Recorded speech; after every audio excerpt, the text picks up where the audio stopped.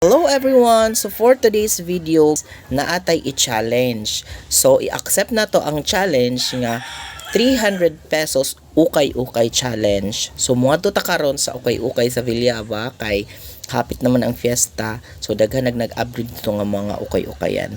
So we only have 300 pesos para sa ukay-ukay challenge. So let's see kung unsa itong mapalit sa 300 pesos. Ug naa na ta dinhi sa lungsod sa Villava. Ang akong mama namili na ukay nga iyang gusto paliton. So dinhi siya dapit sa tag 20 ug dinhi nakit-a namo ang among silingan nga nagubay-ubay ko di ay siya. Ug ako pod nangita pug kog ukay-ukay nga musigo sa ako. So daghan kaayo sila og baligya dinhi nga mga ukay-ukay kay angat naman gud ang pista. Oy, ikaw bidyos ako ha.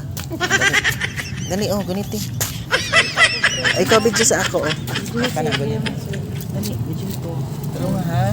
Iigo sa akong naong. Igo sa na. Tulong ha. Ayos eh. Istorya ko istorya. Dati ka istorya mo.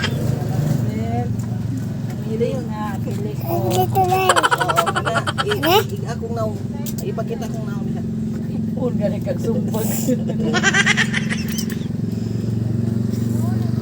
Kini di mo lugar mo, makahinumdum jud ka sa radyo ka ni adto na ganing Handerman sa usa ka awit. So aduna ako higala ug itago na lang siya sa ngalan. Char lang. So bitaw. So wala mahurot ang atong 300 no kay among napalit 100 gani siya. Bye.